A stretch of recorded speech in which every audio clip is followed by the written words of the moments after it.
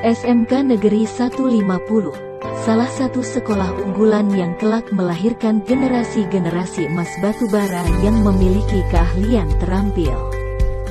Sebagaimana diketahui, SMK Negeri 150 memiliki 3 jurusan, yakni perhotelan, multimedia, dan tata busana. Kepala Sekolah Riyadi mengatakan SMK Negeri 150 merupakan sekolah unggulan yang dilengkapi laboratorium serta tenaga-tenaga pengajar bersertifikasi dengan kualitas mumpuni. Hal ini tentunya didukung lokasi sekolah yang jauh dari pusat keramaian demi terwujudnya proses belajar mengajar yang aman dan nyaman, yaitu terletak di Jalan Keramat, Desa Kewala Gunung. Dalam proses belajar, para siswa tidak hanya diajarkan materi, namun juga dibarengi praktek sesuai bidang studi masing-masing. Hal ini dilakukan semata-mata para siswa lulusan SMK Negeri 150 yang tidak memiliki keuangan melanjutkan pendidikan strata 1 kelak menjadi generasi yang mandiri sehingga bisa membuka atau berwirausaha dalam menciptakan lapangan pekerjaan baru. Terkait proses ajar mengajar di sekolah yang memiliki 15 rombongan belajar disebutkan Riyadi masih minim.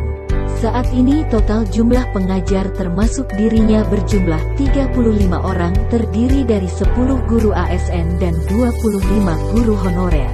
Untuk meningkatkan jumlah siswa, Riyadi telah meminta seluruh guru membuat akun media sosial.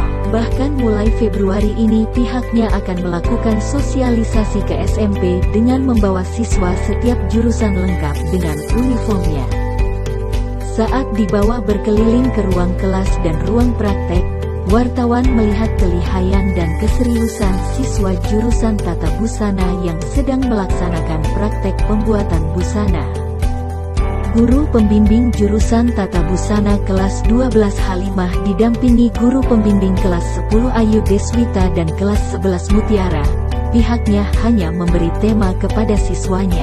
Selanjutnya siswa merancang dan membuat desain pakaian seperti gaun dan kebaya. Setelah desain dan anggaran biaya disetujui guru pembimbing, selanjutnya siswa membuat pola di atas kertas. Setelah itu siswa melakukan pengguntingan sesuai pola. Siswa kemudian menjadikannya gaun atau kebaya dengan menjahit di bawah pengawasan guru pembimbing.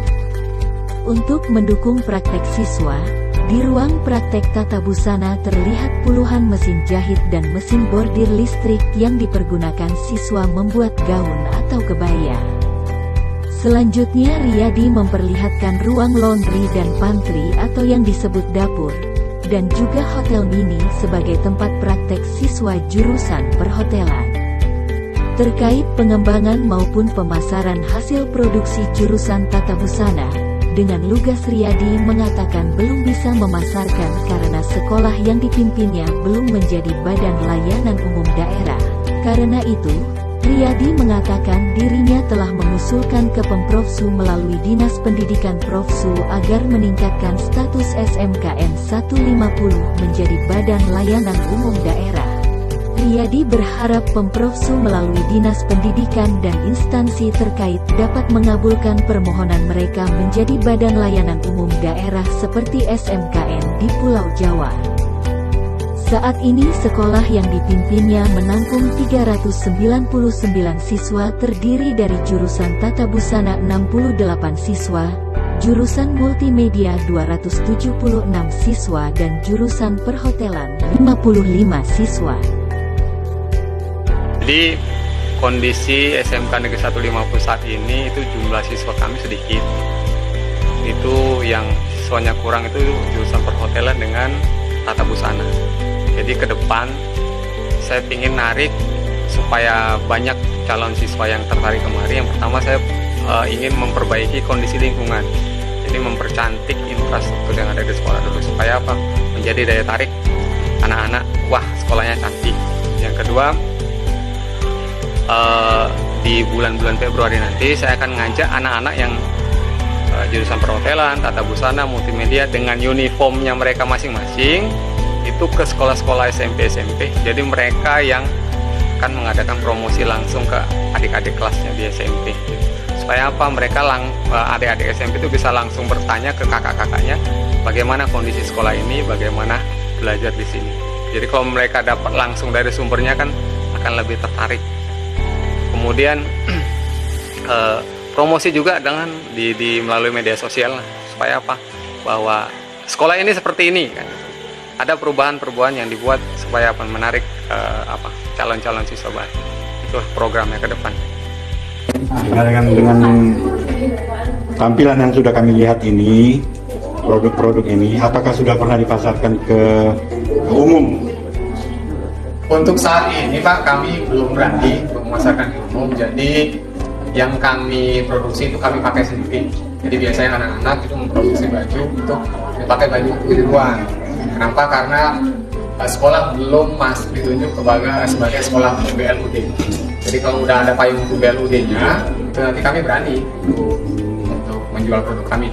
Tapi karena belum ada, jadi belum berani lah. Apa Pak kendalanya sehingga BLUD itu agak sulit dapatkan? Di awal saya tugas kemarin tuh kami sudah diminta untuk buat proposal ajuan sekolah BLUD. Sudah kami ajukan ke dinas, mungkin sedang diproses di dinas. Karena BLUD itu mesti di SKK dari gubernur, makanya mungkin lagi proses di dinas provinsi. Jadi sampai sekarang ini udah ada kunjungan dari pihak dinas terkait? Semenjak saya tugas di sini dari bulan 7 belum ada. Dari Pemkab Batubara? Pemkab Batubara belum ada. Kemarin dinas provinsi yang kunjungan itu ada dari Litbang sama mungkin ya yang mau berwenang di sini yang dari Capdis lah Pak, itu sering. Dari Capdis itu sering. Kemudian utusan dari dinas provinsi monitoring itu ada. Apa harapan Bapak selanjutnya untuk memajukan pendidikan ini? Ya, harapan kami Pak, harapan saya ya, SMK itu kan memang terkenal dengan produknya kan, harus bisa menghasilkan produk dan bisa dinikmati pasar gitu. Cuman kami terkendala di payung hukum. Kami nggak berani kalau belum ada payung hukumnya nanti berurusan dengan APH, itu yang namanya kami sekolah kan, kami juga nggak paham untuk berurusan dengan APH. Makanya kalau sudah ada payung hukum dalam bentuk sekolah BLUD, itu mudah-mudahan saya yakin semua SMK di Sumut ini akan sama-sama gerak maju gitu. Sedikit lagi Bu ya. Iya, Ini kan membuat produk ini kan butuh modal, biaya. Jadi untuk keperluan siswa ini modal itu dari mana Bu? Kalau sekolah kami lab ini menyediakan bahan Pak.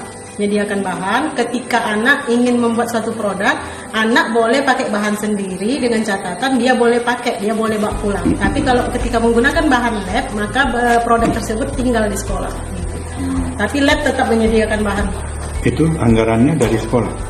Dari sekolah Pak? Ya, kalau yang bahan praktek itu dari BOS biasanya. Ada Praktek ya. Ada yang lain apa? Enggak, ini sedikit lagi Bu ya. Ya Bu yang langsung pembimbing pembuatan gaun ini, pakaian ini. Kami mau tanyakan dulu bahwa ini rancangannya siapa yang buat, apakah rancangan sendiri atau mengambil rancangan dari orang lain, dan kemudian masalah produknya dan finishingnya semua apakah dikerjakan di sini? Gini Pak, kalau masalah desain itu kami kembalikan ke anak-anak. Kami menentukan temanya Pak. Temanya umpamanya gaun malam, gaun pesta malam. Anak-anak berkreasi, boleh mencari inspirasi dari luar atau nyari sumber dari internet juga boleh. Tinggal mereka mendesain langsung, baru mereka ajukan kepada guru pembimbing. Kami meng-ACC. Setelah kami ACC lanjut ke pola, itu dikerjakan di sekolah. Lanjut ke pola kami periksa satu persatu, face to face. Setelah itu baru mereka menggunting Pak. Setelah pola itu di pola kecil dulu Pak semua. Makanya saya bilang udah ada rancangan bahan dan rancangan harga tadi. Jadi mereka belum beli bahan, mereka sudah tahu berapa bahan yang digunakan dan berapa modal yang harus disediakan dengan model yang mereka buat. Berarti desainnya anak-anak yang ngerjakan. Iya, Pak. Nah, desain yang mereka buat ini, apakah ini sudah dibakukan? Tidak Pak. Tidak. Berkreasi. Masih berkreasi mereka, masih terus berkreasi. Iya Pak. Nah, selanjutnya nanti apa harapan ibu-ibu nanti kepada anak-anak kita yang mengerjakan ini nanti setelah mungkin menyelesaikan pendidikan di sini? Mereka mampu berkecimpung di dunia lapangan Pak, mampu menciptakan lapangan kerja, mampu menjadi wirausaha yang baik Pak. Nama saya Rika Asrensi dari kelas 12 Tata Busana. Kalau saya Siti Syarani, sama dari 12 Tata Busana. Bisa diceritakan di tahapan proses pembuatan gaun ini masing-masing? Kalau dari tahapan membuat gaun itu kayak mencari desain terlebih dahulu. Setelah mencari desain, terus baru membuat desainnya, itu baru membuat polanya. Setelah membuat pola, terlebih dahulu membuat pola di pola kecil, terus kalau sudah sesuai baru dibuat di pola besar. Kalau sudah di pola besar baru di kain. Kalau ada pemecahan pola bisa dipecah terlebih dahulu baru di kain. Iya. Kira-kira ada nggak kendala selama proses pengerjaan gaun ini sendiri? Untuk kendala itu di pemadaman listrik, Pak. Pemadaman listrik untuk yang menggunakan mesin speed. Artinya di sekolah ini sendiri sering terjadi pemadaman listrik begitu? Lumayan sering, Pak. Lumayan sering. Harapannya ke depan apa ini? Untuk harapan kami setelah 3 tahun belajar di sini, setelah 3 tahun menimba ilmu, kami ingin membuka pekerjaan sendiri di rumah, membuka bisnis di rumah, dan juga untuk membuka lapangan kerja untuk adik-adik PKL nanti.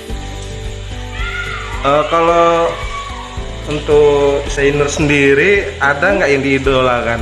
Ada. Siapa-siapa aja? Untuk yang di Indonesia pastinya Ipan Gunawan.